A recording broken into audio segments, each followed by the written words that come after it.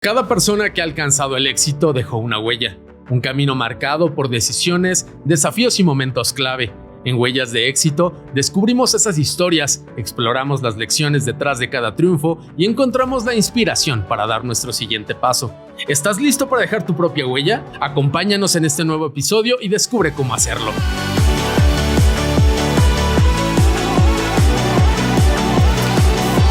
Bienvenidas y bienvenidos a un nuevo episodio de Huellas de Éxito. Hoy, sin duda, tenemos el gusto de conversar con una mujer que ha hecho del escenario su hogar, del arte su trinchera y de la voz un instrumento de transformación. Yasmín Jauregui no solo es actriz, también es conductora, productora, es también gestora, formadora, activista y creadora de puentes entre el arte y la comunidad. Sin duda una gozada tenerla aquí en Huellas de Éxito, con una trayectoria que abarca televisión, teatro, giras internacionales y una firme vocación social. Yasmín ha logrado combinar la belleza de la escena con la profundidad del compromiso. Ha participado en proyectos emblemáticos como Ánima Sola, Si nos vamos a ir juntas, que sea la chingada, y recientemente en Grito al cielo, con todo mi corazón, una obra poderosa que visibiliza la violencia entre mujeres y nos confronta con una pregunta urgente: ¿es tiempo de terminar la guerra femenina? Además, es fundadora de Yasmín Agency y creadora del taller Arte para la No Violencia, que ha llegado a zonas vulnerables de la ciudad y del Estado de México. Sin duda, una gozada tenerla aquí en Huellas de Éxito. Muchísimas gracias, Yasmín. No, gracias por estar aquí en Huellas de Éxito y aceptar venir a contar parte de la historia y tus huellas de éxito que sin duda han formado tu carrera hasta este momento. Muchas gracias. Pues contenta, qué bonita introducción. Muchas gracias por invitarme. Pues nada más es parte de tu trayectoria. Sin duda, una trayectoria bonita, como bien lo acabas de decir. Y es una oportunidad de platicar acerca de estos proyectos sociales que, como bien lo decía ahorita, estás de lleno y que sin duda pueden, por medio del arte o del teatro, acercarle a gente que está en una situación vulnerable un momento, sí de esparcimiento, sí de salirse a lo mejor del momento en el que están viviendo. Ya nos hablarás ahorita al respecto qué están viviendo estas personas, pero también de acercarlas al arte. ¿Cómo te sientes tú en ese momento de llevar arte a esos sectores vulnerables? Pues me entusiasma mucho cada vez que llevo arte a comunidades, sobre todo espacios catalogados como puntos rojos, que son los espacios donde he tenido oportunidad de poder trabajar. Pues me llena el alma, ¿no? No solamente los chicos aprenden o se transforman, porque una de las labores es poder transformar la vida, sobre todo de los jóvenes, de los adolescentes, o que ellos hagan un análisis de cómo se están comportando, por ejemplo, a nivel estudiantil, con su familia, qué reacciones tienen, poderse entender. No solo es eso, sino también es yo poderme ver en los ojos de ellos y decir, claro, yo en un momento estuve en ese lugar y el arte transformó mi vida. Claro, sin duda. A veces la sociedad, la misma sociedad o las personas que vamos encontrando en el camino son un espejo de cómo estamos nosotros. Entonces, sin duda, creo que es una labor que también te llena y te llena de mucho aprendizaje. Y hablando de eso, son 10 años ya de una obra que se llama Ánima Sola. Así es. ¿Cómo logras o cómo has logrado mantener por 10 años esta puesta en escena? Sí, fíjate que curiosamente concluimos hace 2 años, dimos ya un espacio porque hacer teatro social, hacer teatro independiente en este país es muy complejo, pues necesitas apoyo, necesitas vínculos, necesitas muchísimas cosas para poder sostener un proyecto, sobre todo desde este lado, ¿no? Sin embargo, la labor a lo largo de estos 10 años ha sido maravillosa, porque el proyecto habla de 3 casos reales de feminicidio. Un texto de uno de los dramaturgos más importantes de este país, que es Alejandro Román. La puesta pues habla sobre estos casos en los cuales las 3 actrices, entre ellas yo, tuvimos que hacer una investigación profunda de qué eran los feminicidios, de qué era la trata de personas con fines de explotación sexual. ¿Cómo me veo yo como mujer en este momento en un país donde asesinan a 11 mujeres al día? ¿Qué es lo que me ha pasado desde mi trinchera? ¿Qué es lo que yo quisiera que no pasara? Entonces estamos hablando de una evolución de más de 10 años con un pensamiento completamente diferente a cuando iniciamos, porque este proyecto inició justamente cuando hablábamos de las muertas de Juárez. Claro. Imagínate, o sea, iniciamos en el 2013, donde existían estos libros, donde hablaba de Ciudad Juárez, pero en México todavía no asesinaban a tantas mujeres como hoy en día. Así es. Entonces, a lo largo de 10 años, abordar en el teatro esto que nos preocupa a nosotros como mujeres implica muchísimas cosas, de un pensamiento crítico, de también no victimizar a estos 3 casos, ¿no? Sino más bien crear conciencia no solo entre las mujeres, sino también de qué manera los hombres pueden ser partícipes y de qué manera podemos cambiar esto que nos afecta pues a todos. Claro, 2006 me dices más o menos, Maricela Escobedo, ¿cuáles son los casos que ustedes llevaron? Mira, voy a hablar en mi caso en particular, que fue de esta Adriana. Adriana fue una porrista de los Xolos de Tijuana. Fue un caso muy sonado que tuvo que ahí ver el pozolero, si bien recuerdas, claro, tú, sí, ¿no? Sí. Asesino que llevaba a la gente y los diluía en ácido y demás. Entonces, para hacer esta investigación, yo particularmente tuve que acercarme primero a Alejandro Román, que era quien tuvo estos 3 casos de cerca. En 2 de ellos convivió con la gente. Wow. No los 3 sí hablaban de feminicidio, pero uno en particular era sobre trata de personas. Otro hablaba sobre cómo era una relación de una niña con un narcotraficante en la Sierra de Guerrero, y el mío, ¿no? Que es un caso pues de este edecán. Entonces tuve que acercarme primero a Alejandro Román para después hacer una investigación de quién era Adriana. Existía en ese momento un video, entonces acercarme a ese video fue sumamente doloroso, claro, al grado que pues evidentemente me empezó a afectar, y yo llegué con el director a decirle, no quiero estrenar esta obra. O sea, no podía dormir en las noches, estaba angustiada todo el tiempo, sí, porque te das cuenta de la gravedad del asunto. No nada más tiene que ver con, quiero hacer una obra que hable sobre feminicidios o trata de personas. No, creo que el arte implica meterte en lo más profundo. ¿Para qué? Para que a partir de eso no solo tengas esa historia, sino también puedas hablar de ti como mujer, como creadora y como artista. A final de cuentas, ¿cómo lograste empatizar con el personaje o cómo lograste encarnarlo aún teniendo estos sentimientos? ¿Cómo logras controlarlos y poderte meter a la piel de este personaje sabiendo o haber visto de cerca el video de lo que vivió? ¿Cómo lo logras? Bueno, fue un proceso de casi un año para poder llevarlo a escena, porque evidentemente te estoy hablando de mi proceso claro, personal, ¿no? Sí, pero habían otras 2 actrices y el director. Los 3 estábamos haciendo un tipo taller, sí, ¿no? Y sobre eso fuimos trabajando, pero pasó un año para poder aterrizar el proyecto y decir, hagámoslo porque es necesario. Ni siquiera era ya una cuestión de hagámoslo por el tema de la obra, sino este punto es necesario. Es necesario, que las niñas, por ejemplo, de 18 años sepan la forma en la que pueden tener acceso a estos maleantes para atraerlas, ¿no? Desde el amor, claro, por ejemplo, o cómo en Ciudad Juárez una persona de escasos recursos se puede vincular con una persona que le enamora para después poderla traficar y demás. Entonces, es necesario, porque uno pensaría, eso ya no pasa, pero no. Claro. Hay muchos espacios donde sigue pasando y que es necesario hablarlo.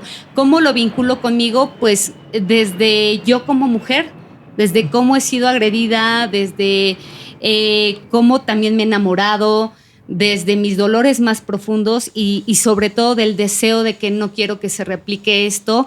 Claro. Yo no soy mamá, pero conozco a muchas mujeres que lo son y que les duele cada vez que sus hijas salen de casa o que salen de casa y ya no vuelven a regresar. Claro. Que eso también fue parte de este proceso de 10 años, ¿no? Podernos vincular con algunos grupos de búsqueda, poder invitar a comunidades para que puedan ver la obra y generar redes de apoyo entre todas nosotras.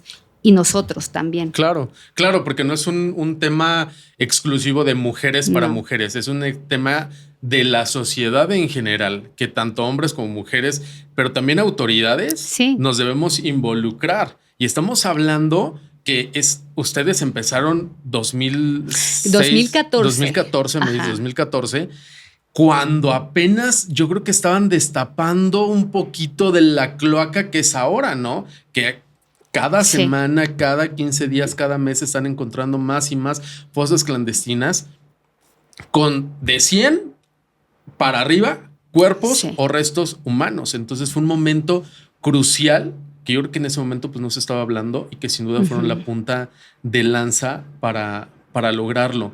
Es un tema que sin duda me conmueve y por eso te lo preguntaba, porque te mencionaba hace ratito Marisela Escobedo. A mí uno de los casos que más me marcó fue el de Marisela Escobedo. Yo estaba reporteando en Azteca, estábamos haciendo la historia detrás del mito y cuando me dicen que tenía que ir a Chihuahua, a Ciudad Juárez, a entrevistar en ese momento al gobernador para hablar del caso Marisela Escobedo, fue enterarme de Marisela, pero de su hija, lo que le habían hecho, verla desgarrándose, gritando cuando absuelven al asesino de su hija, y luego el activismo que ella hace y luego la asesinan, es sin duda un caso que sigue moviendo y que ustedes lo hayan llevado al teatro fue, yo creo que una punta de lanza. ¿A dónde lo presentaron o a quién buscaban llegar con estas historias? Mira, es muy interesante tu pregunta y esto que mencionas, porque en un principio las instancias a las que nos acercábamos nos decían, es que esta obra va dirigida a mujeres únicamente. Y tú veías un teatro lleno únicamente de mujeres. Te estoy hablando de hace más de 10 años, ¿no?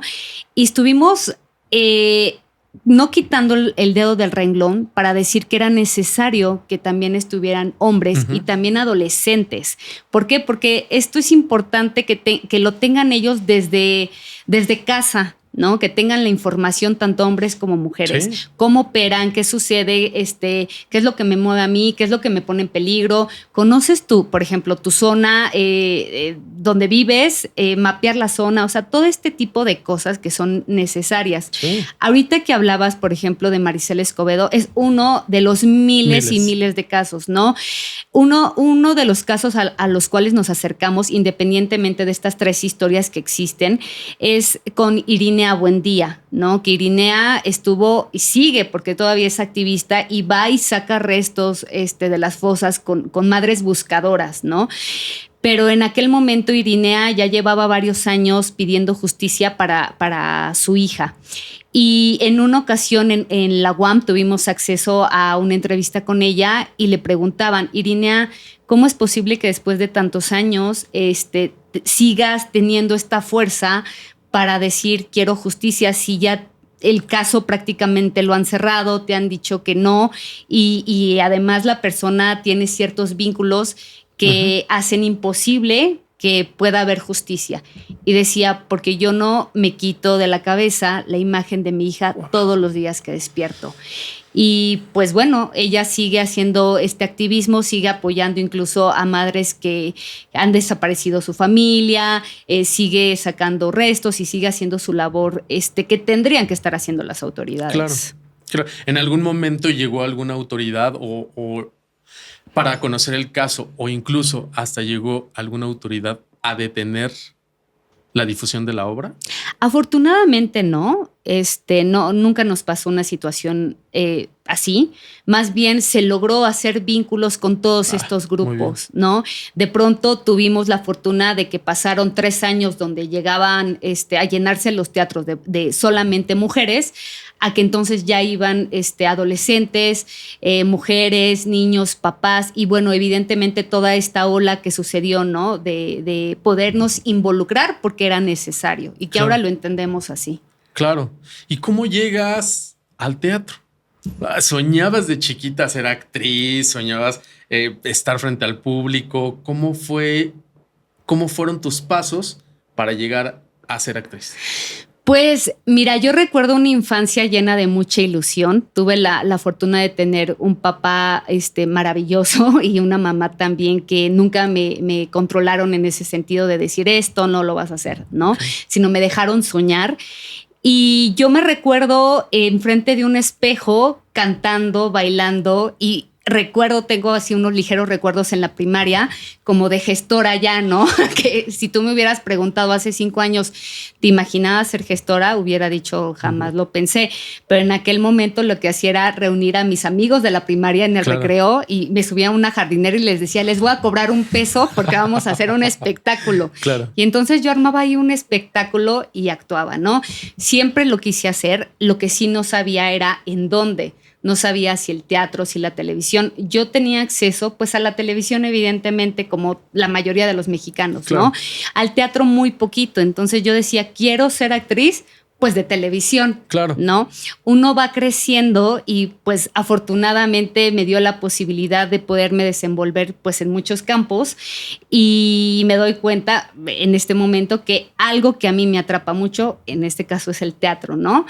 Pero la televisión también tiene su encanto y el cine también tiene su encanto, todo, ¿no? ¿Cuál fue el primer proyecto en el que participas? Híjole, no recuerdo exactamente, pero sí te puedo decir que uno de los proyectos más importantes para mí justamente fue Animasola. Fue un parteaguas Animasola en todos los sentidos. Fue la primera vez que produje, fue la primera vez que se hizo un proyecto, digamos que no porque no fueran importantes los demás, sino por todo lo que involucraba lo que ahorita estábamos platicando, que para mí tenía un peso no solo como actriz, porque a nivel actoral el texto era sumamente complejo, ¿no? Pero no solamente era eso, sino era yo descubrirme como mujer, como artista, como productora y también como relacionista público, aunque en ese momento no sabía que eso era hacer relaciones públicas. Claro. En este andar, precisamente como dices, pasaste de estar en escena a producir, a gestionar, a buscar patrocinios. ¿Qué te hizo dar ese paso? ¿O se dio de manera orgánica? Pues la necesidad porque era un proyecto independiente. La verdad es que no había recursos para poder sostener el proyecto.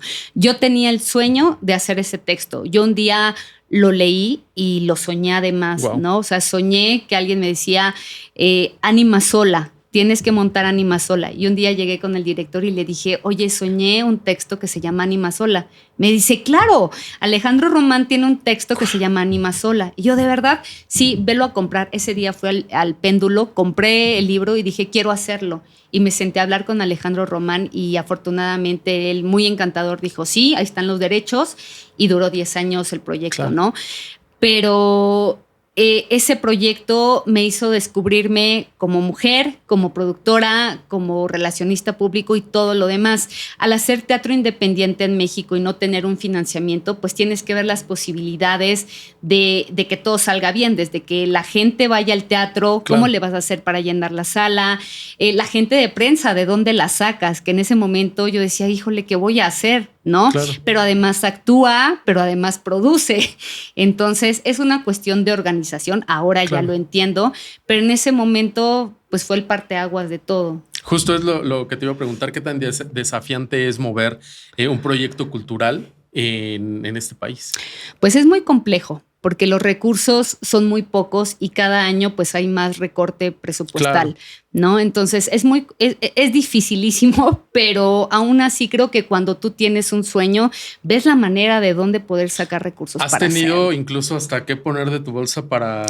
La mayoría de las veces siempre ha sido así. O sea, de pronto, por ejemplo, con Animasola tuvieron que pasar 5 años, o sea, casi la mitad de lo que duró el proyecto para que alguien volteara y dijera, apuesto por el proyecto, vale la pena y ahí está, ¿no? Y te estoy hablando de que pues apoyaron, pero no es lo que equivale 5 o 10 años de trabajo, evidentemente, ¿no? Entonces, sí, al hacer teatro independiente, pues tú pones de tus recursos, siempre. Y no solo yo, también los actores en muchos casos. Muchas veces no se recupera, otras quedas tablas, otras hay la fortuna de que puedas recuperarlo, no porque haya un presupuesto, sino porque a lo mejor alguien te vio y dijo, ¿sabes qué? Tu proyecto vale la pena, tráiganlo para tal lado, que fue lo que ha sucedido, ¿no? Y que empiezan a creer en ti. Claro. ¿Y cómo ha sido también esta... Otra puesta en escena que se llama Arte para la No Violencia? ¿Cómo nace esta idea y en qué lugar la has implementado? Bueno, Arte para la No Violencia es un taller. Es un taller destinado para jóvenes justamente en donde a través del arte tú puedes, los jóvenes pueden darse cuenta si están viviendo una situación de violencia o cómo es que se están relacionando con el otro. Soy violento, no violento. Y esto surge a partir justamente de Ánima Sola. En este inter de 10 años, pues yo que hacía los vínculos como con grupos, colectivos, etcétera. Un día me metí a un taller en la UAM sobre desapariciones forzadas y entonces empecé a involucrarme tanto como en el tema y los grupos que de pronto tenía como las herramientas necesarias para poder hacer un taller. Claro. Y un día pues nos empiezan a invitar a dar funciones de Ánima Sola en diferentes espacios y gracias a un amigo que tiene su AC que se llama Gregorio Escobar, me invita justamente a abrir un espacio en una escuela en Ecatepec, catalogada como punto rojo. O sea, es decir, los chicos, la mayoría de los chicos, sus papás eran narcotraficantes o llevaban armas. O sea, era una serie de cosas complejas, al grado que a mí me llevaban en un taxi y me regresaban en un taxi. Era muy complejo. Pero la labor que se hizo con los muchachos fue impresionante. Hubo un avance significativo, pero no es suficiente para poderle dar el seguimiento que se necesitaba. ¿Se llevaba únicamente a escuelas o a algunas otras asociaciones? No, en ese momento se llevó únicamente a escuelas, no solamente fue ahí, también fue Nesa, igual, catalogado como punto rojo, claro. Y hace poquito se replicó en Puebla. Okay. O sea, donde nos inviten, vamos, pero sí es un taller destinado específicamente para adolescentes. Ajá. ¿Qué encontraste cuando empezaste a vibrar a los chavos, a conocer sus historias? ¿Cuál fue el caso que a lo mejor te movió más, que dijiste no puede ser? O sea, pensé que veníamos de la obra donde pasó esto a estas chicas, pero verlo aquí, ¿cuál te acuerdas que haya sido la experiencia o la anécdota que más te movió?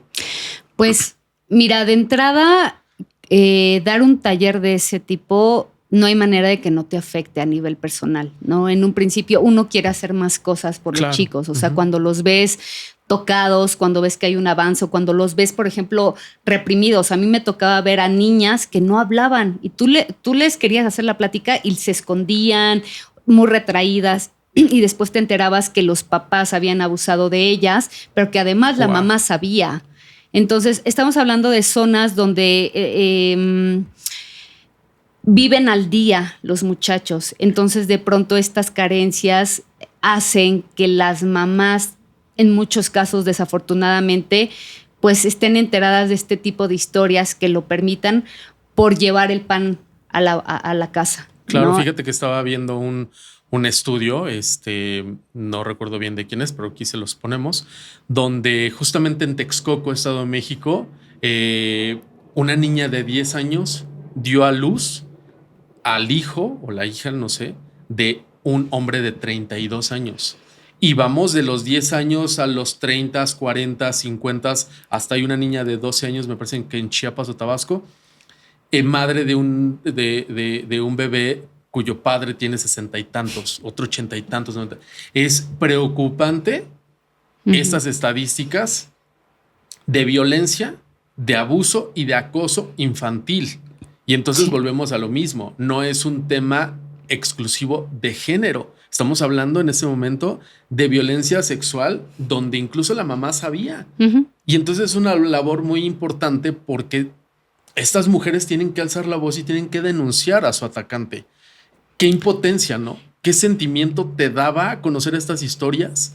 ¿Y qué buscabas hacer? O sea, ¿qué te generaba? No, pues imagínate que la primera semana yo salí llorando. O sea, no era la única tallerista. Habían más que daban yoga, que daban expresión corporal y había un momento en el que nos reuníamos como equipo y yo terminaba muy mal porque yo llevaba toda la parte emocional a través del teatro. Entonces a mí me tocaba ver toda esa parte vulnerable de los muchachos. Pues era una impotencia porque además también me acercaba a los directivos, pero la realidad es que tú no puedes hacer gran cosa, desafortunadamente. Es muy lamentable, es muy triste, pero se necesitan varias cosas para que eso pueda cambiar y entre ellas lo principal, ¿no? Que la mamá sí sabe, pues es quien tendría que tomar ahí acción.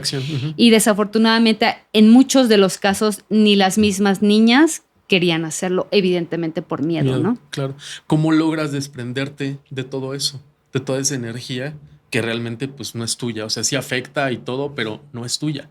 ¿Cómo logras desapegarte de eso? Tomando terapia, no hay otra. O sea, y entender que no te pertenece. O sea, desafortunadamente así es, ¿no?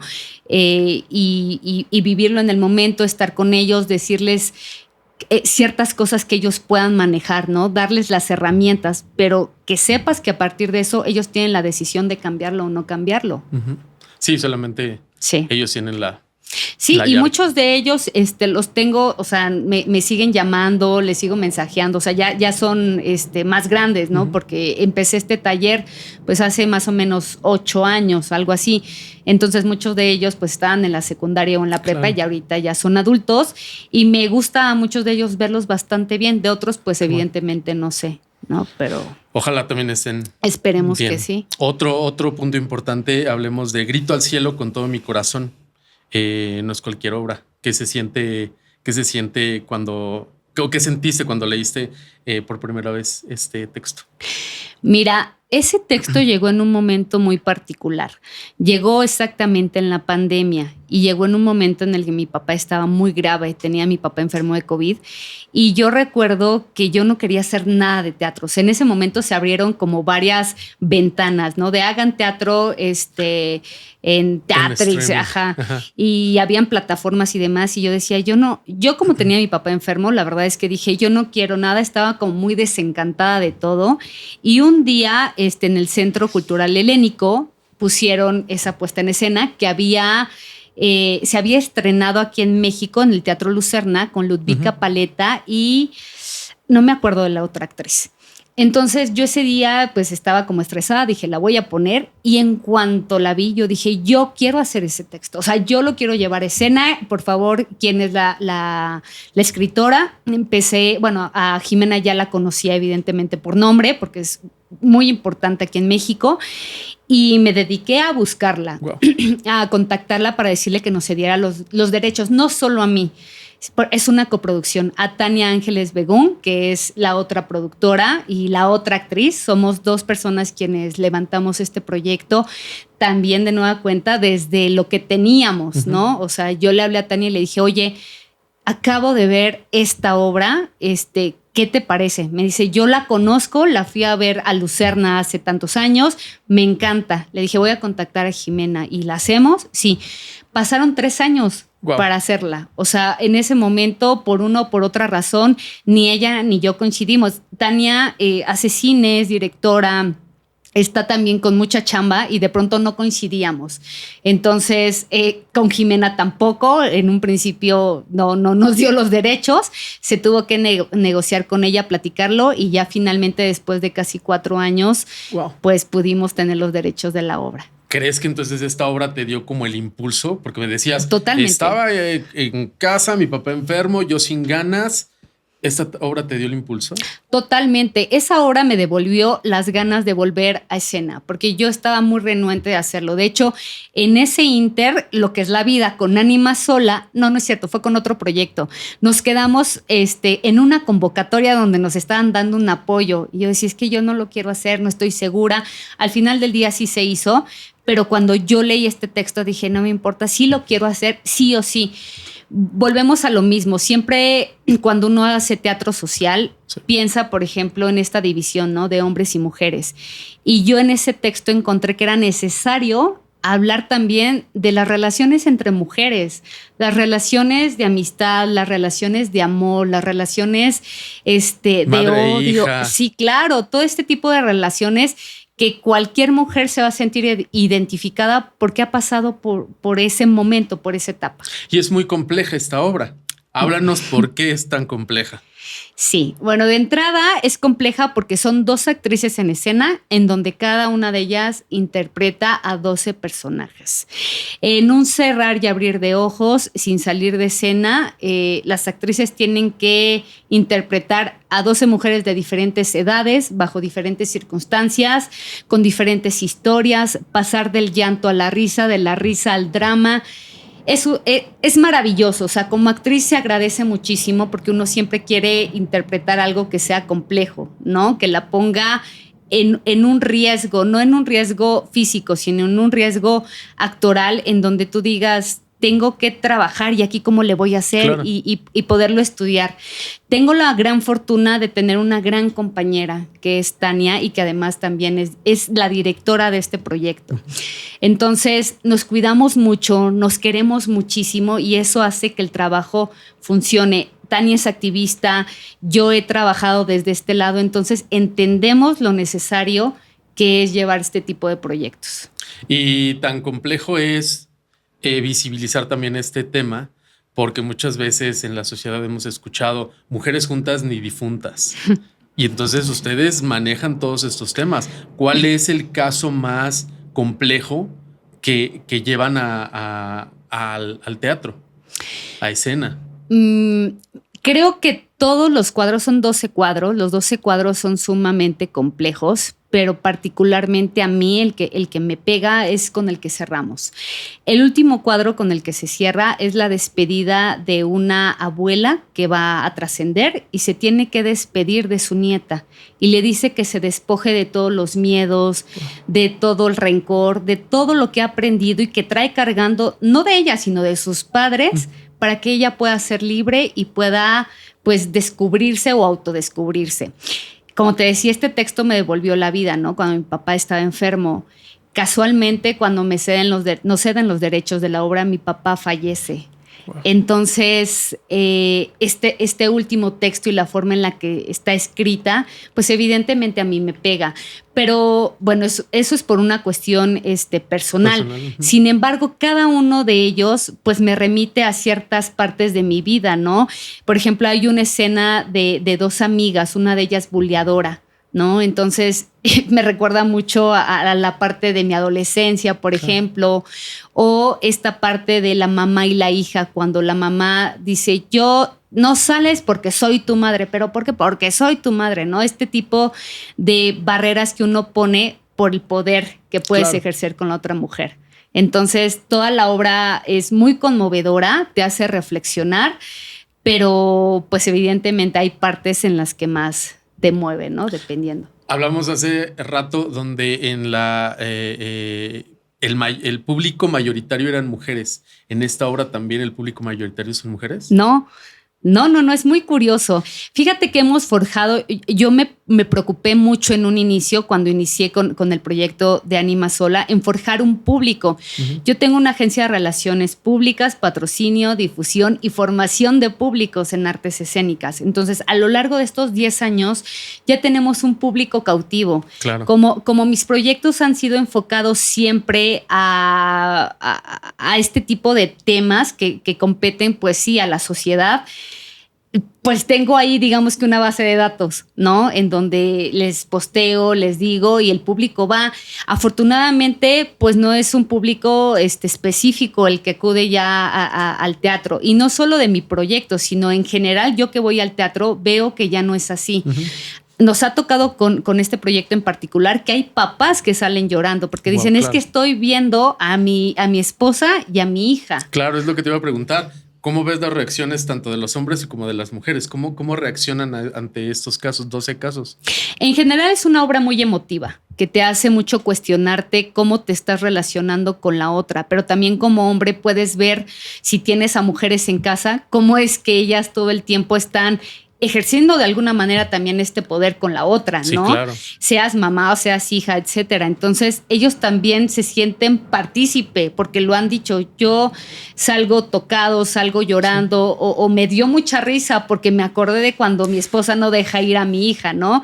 Entonces, es muy gratificante y está padrísimo que este cambio ya exista, ¿no? Claro, ¿por qué crees que es importante visibilizar estos temas y principalmente este tema de la violencia, se puede decir, entre mujeres? Fíjate que no me gustaría llamarlo violencia. Pienso que el texto, aunque nos presenta estos cuadros que pudieran parecer de violencia, tiene que ver con esta paz que tendría que haber entre mujeres, claro, esta sororidad de la que estamos hablando. ¿Crees que sí sea posible una verdadera sororidad? Mira, creo que estamos en el camino. creo que estamos en el camino. Sería muy deshonesto decirte, sabes que sí, somos sororas, porque yo muchas veces a lo mejor no he sido sorora, ¿sabes?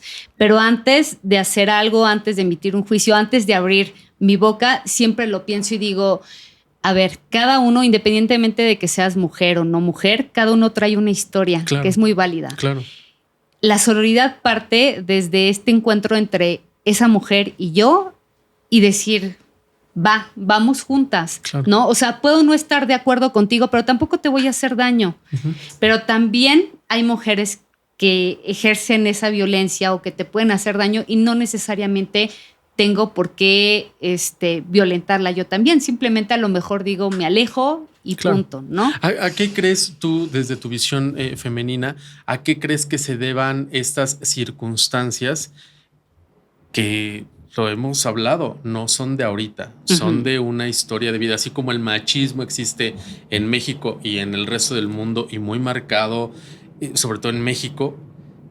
¿A qué crees o a qué le atribuyes a esta suerte a lo mejor de competencia entre mujeres? ¿Y cómo lo ves ahorita? ¿Cómo ha ido evolucionando para llegar precisamente a esta sororidad? Es que es algo que nos han enseñado a lo largo de años, ¿no? Decir, es que las amigas no existen, es que, por ejemplo, los refranes estos de las abuelitas, ¿no? No metas a tu casa a tu amiga porque te va a quitar a tu marido. O sea, nos han enseñado a competir desde la infancia con la otra, ¿no?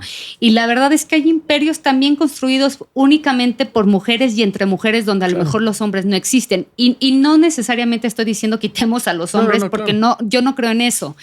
Pero sí decir, la otra tiene una voz y tiene una historia que es tan importante como la mía. Construyamos algo a partir de eso. Te voy a dar un ejemplo. Por ejemplo, acá en Grito al Cielo la mayoría somos mujeres. ¿Sí? La otra productora pues tiene su carácter, yo tengo mi carácter. ¿Cómo lo mediamos? ¿No? ¿De qué manera podemos hacer equipo? Desde que vemos las cosas buenas en la otra. Y si hay algo que no me gusta, no voy a decir, ay, y me voy a enojar y voy a ir de mala onda con ella, sino vamos a sentarnos a hablar como las mujeres adultas que somos y llegamos a un acuerdo en donde ambas estemos bien.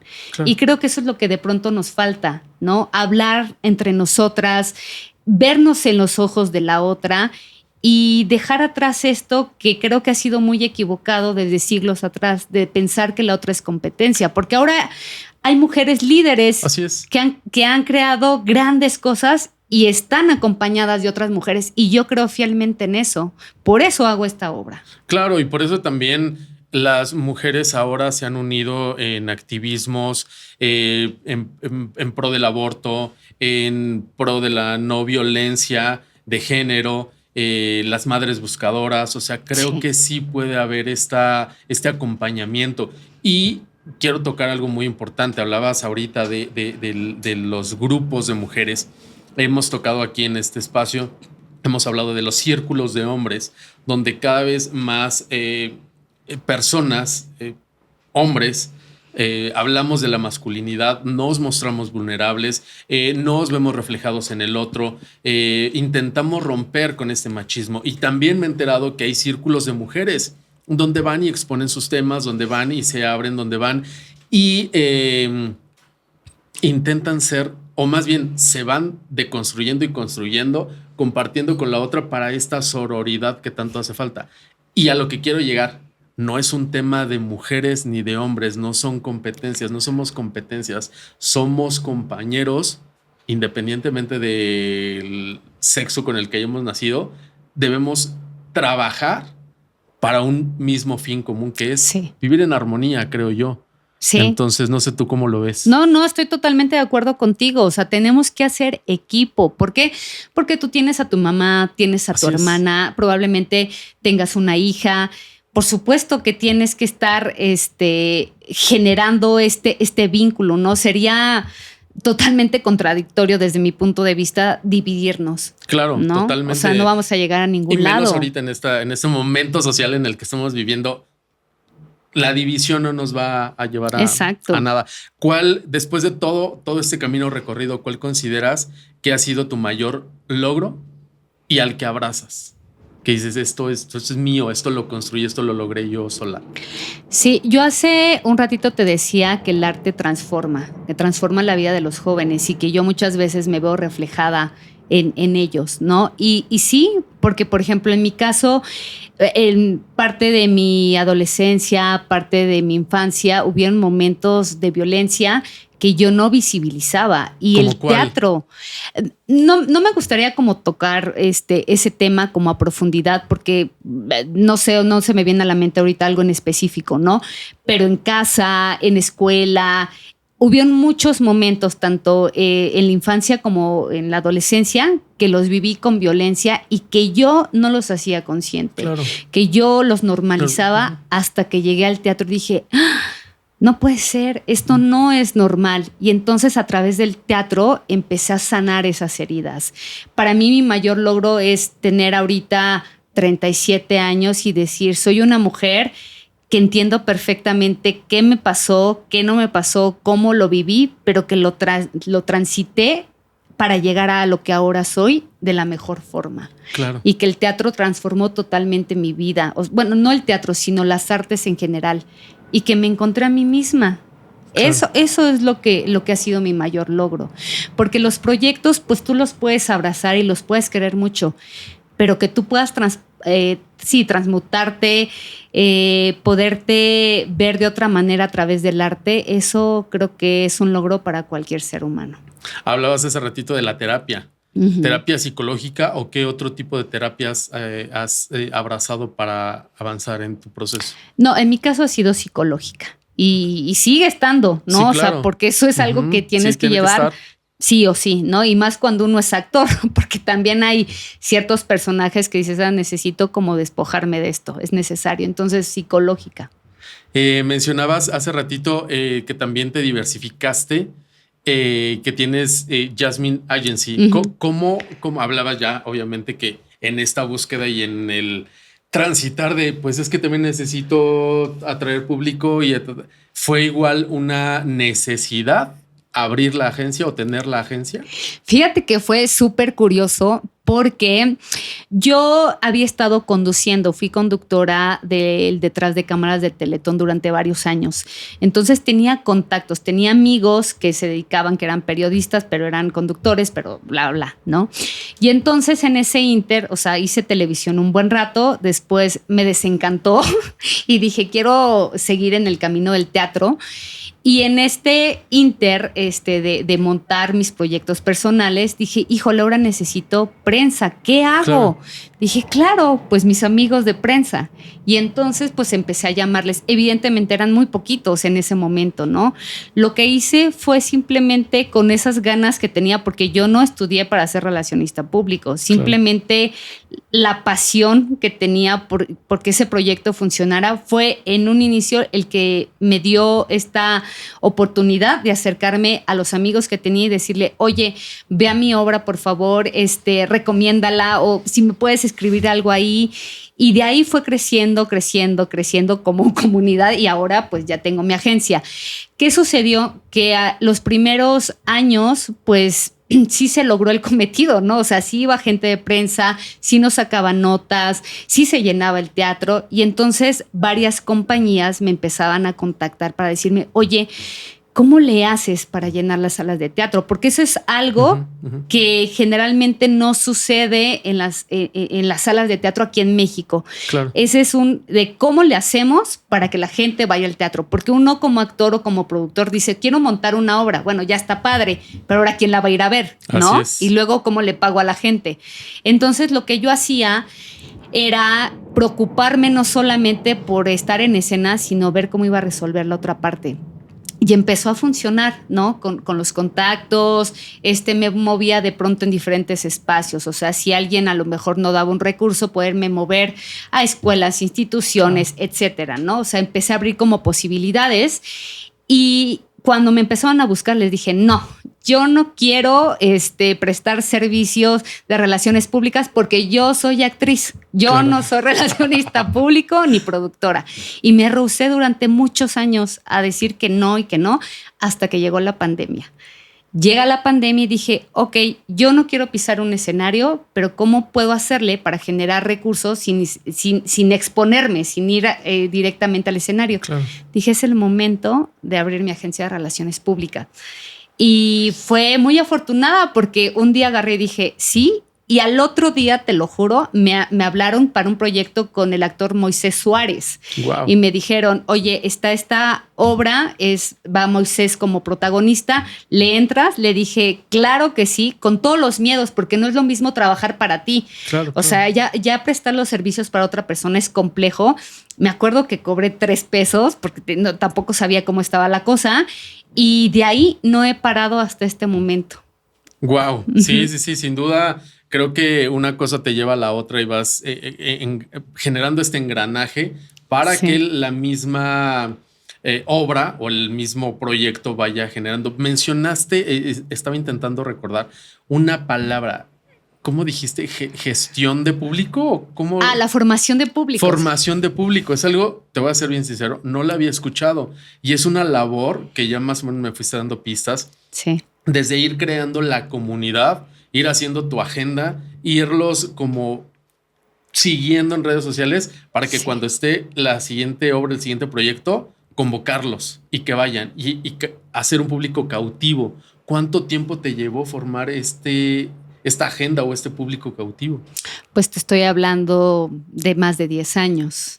Más de 10 años, pero no solamente es eso, o sea, no solamente a mí me interesa que, por ejemplo, tú, Raúl, vayas a ver la obra, porque pueden pasar 3 años y a lo mejor yo no monto nada. Claro. ¿De qué manera tú puedes regresar al teatro? Y creo que tiene que ver con muchas cosas, desde lo que tú ves en el escenario, desde que hay una coherencia de mi parte con respecto al proyecto y que también pues haya como un lazo entre nosotros, ¿sabes? Porque yo, o sea, digo, si yo te invito y no te vuelvo a ver, pues lo siento como más bien una venta de boletos, ¿sabes? Claro. Y yo no creo que sea eso. Creo que el teatro tiene que ver con formar justamente lo que tú dices, una comunidad. Y desafortunadamente en México esto que te estoy comentando pues no sucede. Casi siempre los creadores dicen, bueno, vamos a montar una obra de teatro y están metidos en eso y no saben si va a ir 1 o 2 personas y después cuando estrenan dicen, tengo 2 personas en el público y cerremos temporada. ¿Por qué? Porque no hay quien lleve esa parte. Claro. ¿Cómo logras generar esta empatía con el público? O qué más bien, ¿qué es lo que le ofreces para que el público sepa que va a ir a encontrar algo de calidad a tus obras? La mayoría de mis obras tienen que ver con el teatro social. ¿Qué tiene que ver esto con lo que está sucediendo actualmente en el país o lo que le está sucediendo a las mujeres o a los hombres? Y no hay manera ahí de que tú no puedas decir, ok, quiero verlo, o sea, quiero saber qué está pasando, quiero dialogar, porque en muchas de las obras lo que hago es generar una especie de diálogo al final también, ¿no? Donde está padre que nos escuchen a nosotras, que sigan el texto y demás, y que hablemos, pero también a mí me interesa que el público hable y se lleve una reflexión, claro, o qué les movió, qué no les gustó, y eso es lo más interesante, creo, que de todo lo demás, porque sí está muy bonito subirte al escenario, está muy bonito montar la obra, pero ¿qué se lleva el público? Claro. Y ahí tú puedes un poco medir, ok, el público le interesa esto no les importa, porque hay público para todo, claro, ¿sabes? Claro. O sea, sí, está el teatro musical y demás que se llena, pero particularmente a mí lo que me interesa es generar esta reflexión. Entonces el público que va ya sabe que va a haber una especie de reflexión al final, sabe más o menos de qué va todo mi trabajo a lo largo de estos años y que yo tengo mis redes donde ellos pueden estar viendo lo que yo hago de manera constante. Claro, me estaba dando cuenta que existe una coherencia con tu trabajo y tus obras, me lo acabas de decir, o sea, tienen un tinte social todas, pero creo que eso es tu referente. ¿Tú consideras que realmente ese es como tu sello de mis obras son 100% sociales, donde van a encontrar ¿Crees que ya encontraste como ese sello particular de Yasmín Jauregui? No, fíjate que no. O sea, eso es algo que a mí me interesa como mujer, o sea, abordar este tipo de temas, pero tampoco estoy peleada con otro tipo de cosas, ¿no? Por ejemplo, hago televisión o hace poquito me invitaron a hacer unos videos, entonces, que no tienen que ver necesariamente con el teatro social, tienen que ver con otra cosa más comercial, ¿no? Entonces, yo no estoy peleada ni con una ni con otra, pero a veces mis intereses van más enfocado a eso porque soy mujer y están pasando muchas cosas como de este lado, que me interesa hablarlas, pero en realidad yo decirte, pues ese es mi sello, no, sin embargo mi trabajo en estos últimos por lo menos 8 años está inclinado hacia el trabajo social. ¿Y cómo logras separar el teatro de la televisión? Donde por un lado visibilizas como todo este contenido y luego tienes que voltear y hacer cosas más comerciales. ¿Cómo logras, pues sí, dividir el trabajo? Pues al final del día es trabajo, ¿no? Esa pregunta me la habían hecho ya anteriormente y también me la habían cuestionado de decir, bueno, o sea, tú te metes a mis redes sociales y vas a encontrar a lo mejor algunas revistas, ¿no? Donde estoy, como de manera más, abierta y hablando de otras cosas que no tienen que ver con lo social. Pero al final del día soy actriz, claro, y me muevo en muchos espacios. Entonces yo lo disfruto mucho, ya sea en televisión, en cine, en teatro, en lo que sea. Y no estoy peleada con una y otra y no tendría por qué ser así. La gente muchas veces piensa, ay, no, es que hace teatro social, pero entonces, ¿por qué sale así? O sea, no, para mí no tiene sentido. O sea, hay cosas más importantes de qué hablar que a lo mejor de eso. No. He escuchado muchas actrices y actores que de repente los encasillan, ¿no? Que quieren dar el brinco a cine o quieren dar el brinco de tele a teatro y que dicen, no, a ver, tú nada más eres de tele, tú nada más eres de teatro, tú nada más eres de aquí. ¿Cómo ves esta industria que poco a poco creo que se ha ido como abriendo a dar oportunidades, pero cómo ves la situación actual en estas plataformas, incluso ya ahora precisamente, ¿no? En streaming? Sí, pues digo, para mí es un respiro porque creo que ya hemos avanzado mucho, ¿no? O sea, anteriormente, si tú bien recuerdas en la televisión era o estás gorda o estás flaca, o estás gordo o estás flaco, ya, o sea, no había además, estás moreno o eres blanco, punto. Ahorita ya vemos pues diferentes tipos de cuerpos, claro, de colores y demás. Eso es maravilloso, ¿no? Sí. Sin embargo, pues siguen habiendo muchas cosas ahí, ¿no? Algo por lo cual yo dije, no quiero hacer televisión y me enfoqué mucho al teatro, es que siempre me encasillaban en los mismos personajes, claro, y en un principio está padre, ¿no? Estás haciendo lo que te gusta, te pagan y qué padre, pero ¿qué pasa después de 3 años? Que dices, oye, yo ya no quiero seguir haciendo el mismo personaje que no tiene nada que ver conmigo, que no tiene una historia que a mí me interese, quiero algo más. Entonces, eso fue particularmente lo que me pasó. Sin embargo, pues bueno, creo que hay momento para todo y hay que disfrutarlo. ¿Qué te falta por hacer? ¿Qué dices? Esto es lo que me falta hacer en mi carrera. Me encantaría hacer series. Me fascinaría hacerlo. Estamos como en el camino, estamos ahí abriendo espacios, abriendo puertas. Esperemos que se dé. Pero ahorita me encantaría hacer eso.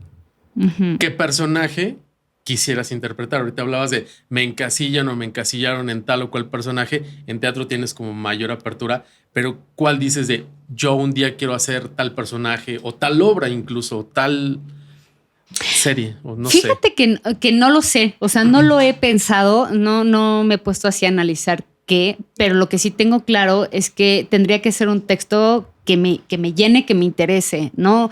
Si llega la oportunidad y no tiene nada que ver conmigo, prefiero decir no. O sea, creo que hay que ser muy congruentes con lo que decimos y lo que hacemos. Entonces, si llega un texto de pronto en donde veo que no, pues agradeceré muchísimo. Pero yo espero que no sea el caso. O sea, ahorita hay una gran apertura ahí y probablemente en algún momento llegará. ¿Cómo te ves de aquí a unos 5 o 10 años? Pues fíjate que eso lo analizaba hoy en la mañana justamente y decía, mi vida es muy ajetreada, o sea, voy de un lado a otro y puedo estar enfrente de una cámara o detrás de una cámara o en bambalinas y así. Y decía, híjole, no sé si me gustaría vivir mi vida como la estoy viviendo ahorita, que es todo el tiempo, hola Dios, Me gustaría algo más tranquilo. Me gustaría probablemente estar no en la ciudad, sino a lo mejor en alguna comunidad dando talleres. Estar tranquila y poder transmitir todo lo que yo he aprendido a lo largo de estos años y que a mí me ha funcionado para estar bien. Claro. Eso, Claro. de esa manera, por supuesto haciendo arte, ¿no? Claro. Pero de una manera más tranquila, más específica y así. ¿Sola? No. ¿Acompañada? No, probablemente acompañada, pero ¿acompañada en qué sentido? ¿En el amor? Yo creo que sí. Sí me gustaría estar acompañada, por supuesto, desde ese lado. Creo que es importantísimo, ¿no? Y también acompañada de la gente que quiero, que comparte también esos gustos. Me gustaría vivirlo así, ¿no? Ya ahora hay artistas que de pronto dicen, oye, cuando nos retiremos, ¿por qué no nos vamos a vivir juntos? Claro. Y creamos algo, ¿no? Entonces, ahorita estamos trabajando mucho para en un futuro poder agarrar y decir, ok, puedo respirar y puedo irme a trabajar con esa comunidad y generar estos procesos con los jóvenes. Déjame regresarme otro poquito. ¿Qué características requiere la persona que te acompañe en este camino? Pues mira, tiene que ser una persona con una capacidad de entendimiento a mi carrera brutal. Debe entender esa persona que yo voy, vengo, pero eso no significa que no esté con esa persona, ¿no? Claro. O sea, quienes nos dedicamos a esto sabemos que de pronto no tenemos horarios, que a veces ni siquiera comemos, ¿no? Porque estamos corriendo. Sí. Y a veces, muchas veces te pierdes parte de momentos especiales con la familia. Entonces creo que sí tiene que ser una persona que pueda entender esa parte, que sepa el amor tan grande que le tengo a mi carrera, pero que no por eso el otro amor va a estar descuidado, ¿no? Claro.